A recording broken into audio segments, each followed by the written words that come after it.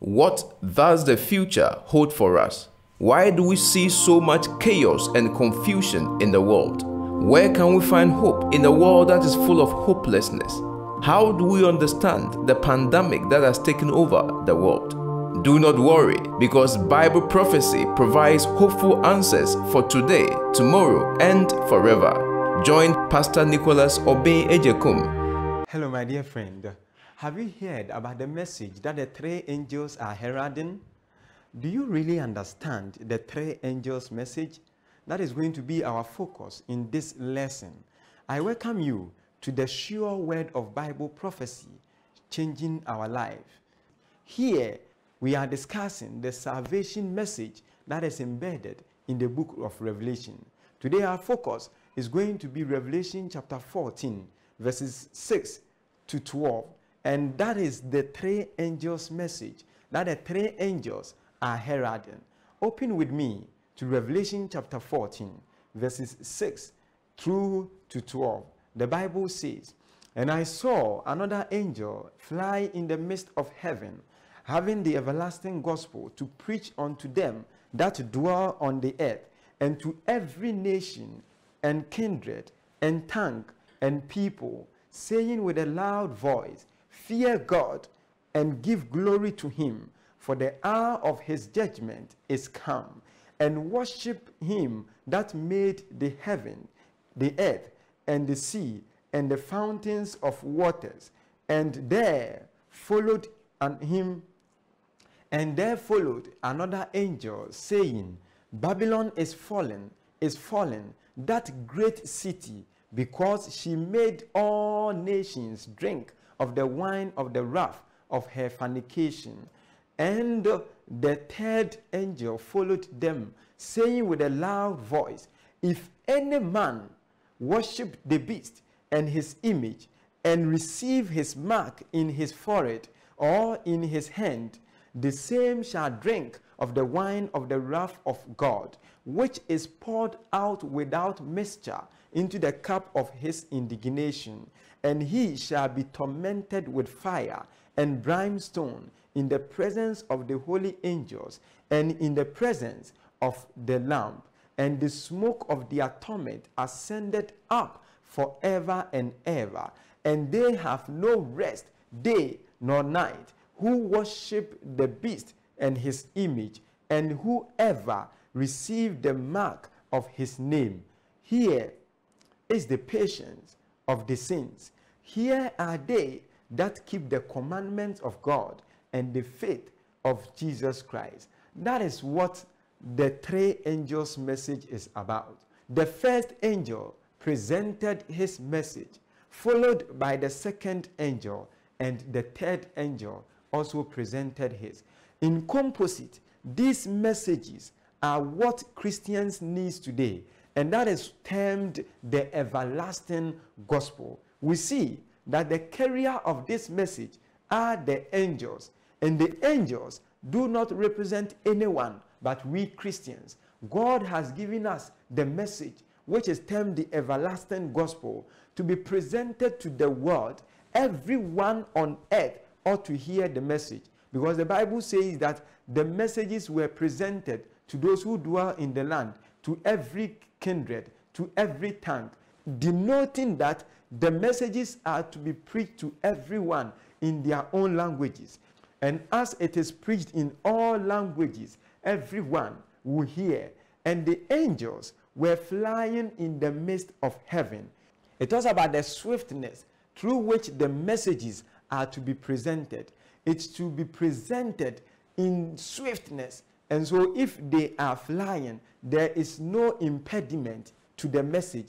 And so as we are presenting the message, we shouldn't fear anything. We shouldn't look at the blockades on the way, but the messages should be presented. And the Bible says that the messages were presented with a loud voice. And we present messages in a loud voice when it is a command, when the message are to be preached in urgency. And so preaching with a loud voice talk about the urgency of the message, talks about the importance of the message and how people ought to embrace the message. And so now we will take the messages one by one, and in some, we will discuss what the Bible wants us to understand when God presented the messages to us. As we understand, the Bible in Revelation chapter 14 verse 6 says that the angels were carrying the message, and he says that, and I saw another angel fly in the midst of heaven, having the everlasting gospel. One thing we need to understand is about the everlasting gospel. What is the everlasting gospel? It is the gospel that the apostles preached. It is the gospel that Jesus himself presented. And the message that is termed the everlasting gospel is the message about Christ. In Matthew chapter 24, verses 14, the Bible says, and this gospel, listen to the article that was used, this represents Jesus himself, because he was there by then, and he's saying that the gospel, the messages about him, he says that, and this gospel of the kingdom shall be preached in all the world for a witness unto all nations, and then shall the end comes. And so Christ's statement, this gospel, was affirmed in Romans chapter 1 verses 16, when Paul said, for I am not ashamed of the gospel of Christ. And so the gospel we are talking about is the gospel of Christ, the message about Christ's birth, the message about the life of Christ, the message about the death of Christ, the message about the resurrection of Christ, the message about the priestly ministry of Christ currently in the heavenly sanctuary. It should occupy our mind, and it should be the basis of our preaching. Christ is the center of the messages that were preached by the three angels that we are also to preach. And so the first message that was presented in Revelation chapter 14 verses 7, the Bible says, the angel was saying with a loud voice, fear God, number one. Fear God. Number two, give glory to him. And number three, why should we give glory to him? Because the hour of his judgment is come. And number four, he says that we should worship him who made the heavens and the earth and the sea and the fountains of waters. And so the four principal messages that is embedded in the first angel's message is that we fear God. What does it mean to fear God? In Ecclesiastes, when you read chapter 12, verses 13, the Bible says, let us hear the conclusion of the whole matter. Fear God and keep his commandment, for this is the whole duty of man. And so though Christ died for us, and Christians are saved by the grace of God, not out of our merit, as we have been saved, we need to keep the commandment of God as an affirmation of our love for him. And so Christ said in John chapter 14, verses 15, if you love me, keep my commandments. And so as Ecclesiastes says, if we are fearing God, it's a mark of obeying his commandments. So we obey God's commandments as a mark that we are fearing him. This kind of fear is not a kind of panic that we put ourselves in when we hear the name of God. No, but it is reverence that we give to God. It is worshiping God in awesomeness. As we worship God by fearing him, by keeping his commandment, that is what the angel is talking about. And so as we fear God, the Bible continues to give us another note. We should give glory to him. And we have understood from here that fearing God means keeping his commandment. And what does it mean to give glory to God? When the Bible tells us to give glory to God, he is calling us to live the life of Christ, living like Christ himself. And so as we live like Christ, people will see Christ through us. And so in 1 Corinthians chapter 14, verses 31, the apostle says, whether therefore ye eat or drink or whatsoever ye do, do all to the glory of God. And so we glorify God through our speech when we speak words of comfort, words of encouragement, words of hope, words of enlightenment, words of admonition. When we speak these words, the words that Christ himself would have spoke, then we are speaking like Christ, and we are giving glory to him through our speech. You know, the Bible warns us that we will give accounts of our words. That is why we need to be cautious of the words that comes out from our mouth. And we also glorify God through our dressing. When we dress decently, when we dress modestly, when we dress in a simple way, then we are giving glory to God. Not putting on bizarre makeups, not putting on adornment, not dressing tightly and revealing ourselves, our nakedness out there. We give glory to God when we dress in a godly way. Number 3, we give glory to God when we eat foods that Christ would have taken. You know, there are so many foods that we put in our system that corrupt the system. The excessive fat, taking of blood, taking of excessive sugar, taking in a lot of sugary drinks. You know, all these foods have effect on the human system. And taking in artificial flavors and spices, all these have effect on the system. Eating a lot of oily foods, all these have effect on the system. And God requires that we live in good health.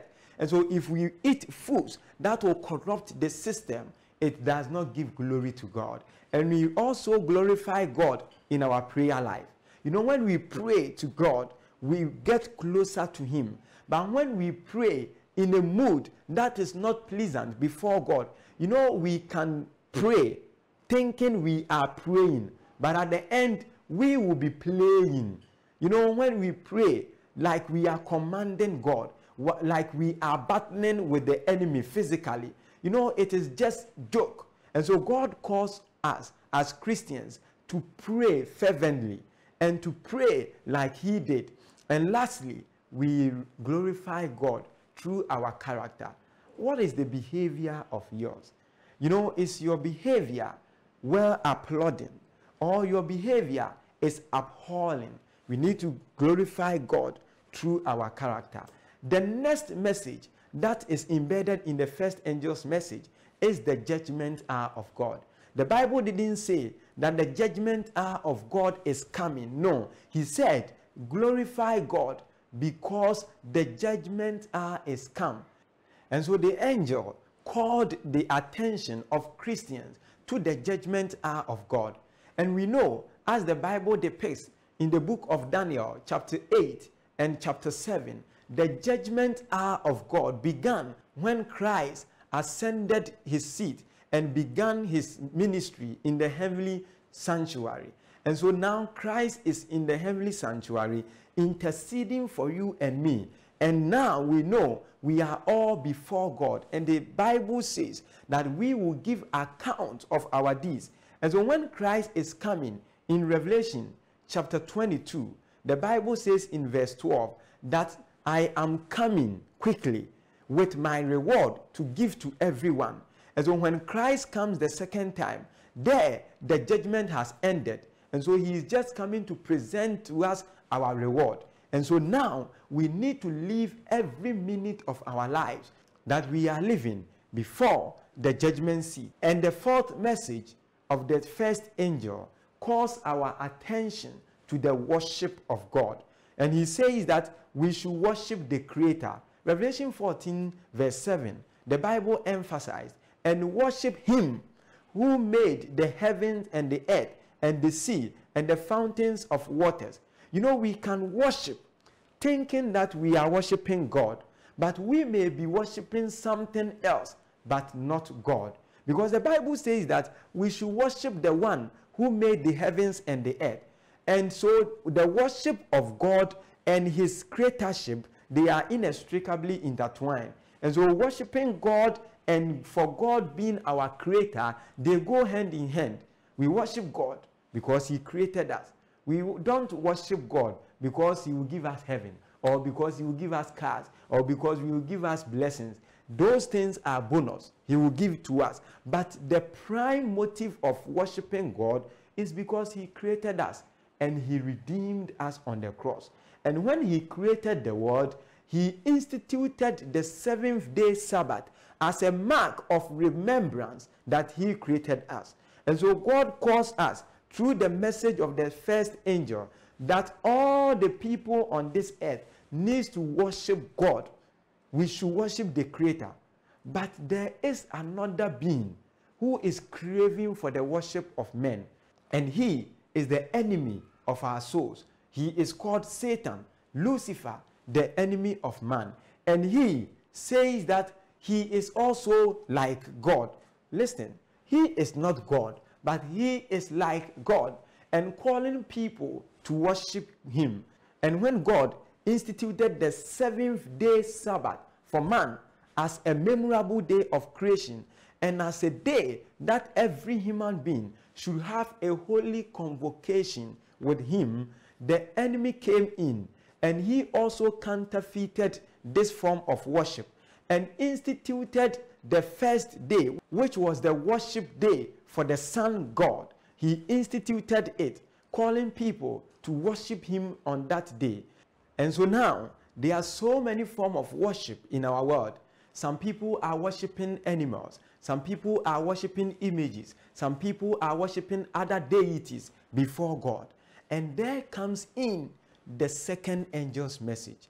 The Bible in Revelation 14 verse 8 says, "And there followed another angel saying, Babylon is fallen, that great city, because she made all nations drink of the wine of the wrath of her fornication." And so the second angel is warning us against the principles of Babylon. When we talk about Babylon, the term Babylon in Revelation represents religious confusion. And so the foundation of Babylon is the authority of man, but not God. You know, when the people in the time of Nimrod, Genesis chapter 11, when they wanted to build the Tower of Babel, they built that to set a name for themselves and also to oppose the principles of God. And the same thing is what Babylon is doing. And so the foundation is not based on the word of God, but the word of man. The work of Babylon is not based on the works of God, but the works of man. And the people under Babylon do not follow the principles of God, but the principles of man. And they do not follow the traditions or the teachings of God, but they follow the traditions of man. And so God says that this false form of worship is going to fall, and it will fall, and it has fallen. Why? Because they have made every man on earth to drink of the wrath of their fornication. When the Bible talks about fornication in Revelation, he is talking about false worship. When men of God moves away from the worship of the Creator and accept the worship of other deities, we have committed fornication.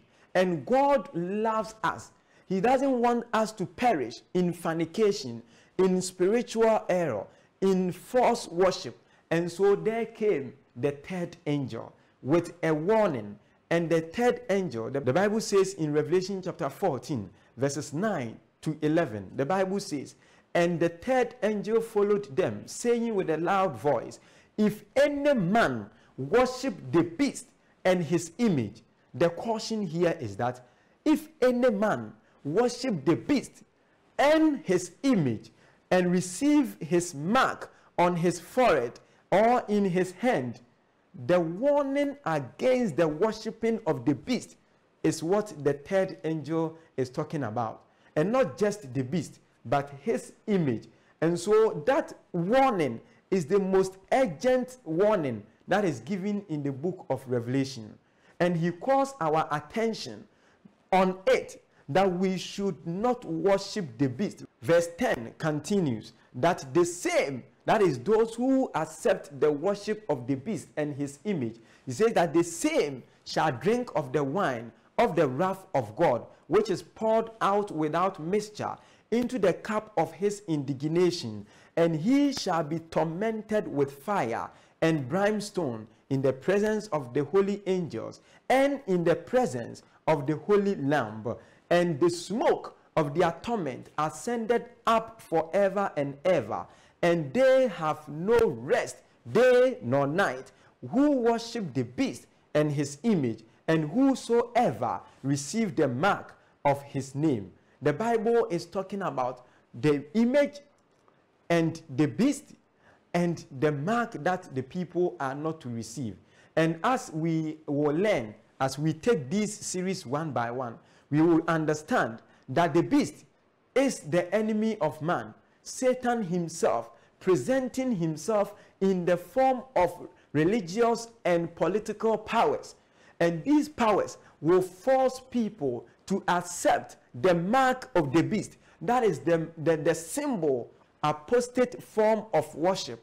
And that is what we know to be all the teachings that apostate church brought in Christendom. Worshipping of images, that is the saints that they prescribed for Christians, the Saint Mary, Saint Peter, Saint Paul, and all those things. They were symbols of the pagan idols and penances and indulgences, and also baptism of infants, infant baptism, and baptism by sprinkling and pouring, and also the Sunday worship, that is the worship in the first day of the week. All these forms of teachings were introduced in the church by the apostate church. And God is calling us that we should not embrace these teachings. But if we embrace these teachings, he says that the wrath of God will come upon us. And so the caution is given, but there is a way of hope. In verse 12, the Bible says, "Here are the patience of the saints. Here are they that keep the commandment of God and the faith of Jesus Christ." You are a Christian, or you may be a Christian, but God is calling you. You need to check whether you are in Babylon or you are part of the saints of God. For the saints of God, the Bible says they have the patience. And the patience is that they keep the commandments of God. All the commandments of God. You may think, how can I keep all the commandments of God? But the Bible says, before men, it is impossible. But with God, all things are possible. The Apostle Paul said, I'm able to do all things through Christ who strengthens me. And so if you give yourself to Christ with the power of the Holy Spirit will empower you to obey all the commandment of God. And it's not just keeping the commandment of God. The Bible says that they have the faith of Jesus Christ. Salvation comes only through Jesus. Who is your Lord? Is that pastor? Is that bishop? Who is your Lord? Is it any other deity beside Christ? Christ is the Savior. Accept him. And as we accept the everlasting gospel, we will have a sure way of salvation. And remember, the three angels' message, the bedrock, the wheel, is the everlasting gospel, which is Jesus Christ. And so Jesus Christ is the center of the three angels' message. May you be blessed as you go through these messages together, as they unfold one by one in the succeeding lessons. God bless you as you are following. If you have any question, please you can put it in the comment box. And if you have a prayer request or you want to be in touch with us, please be in touch with us through the numbers that are scrolling on the screen. And God will bless you. Shalom.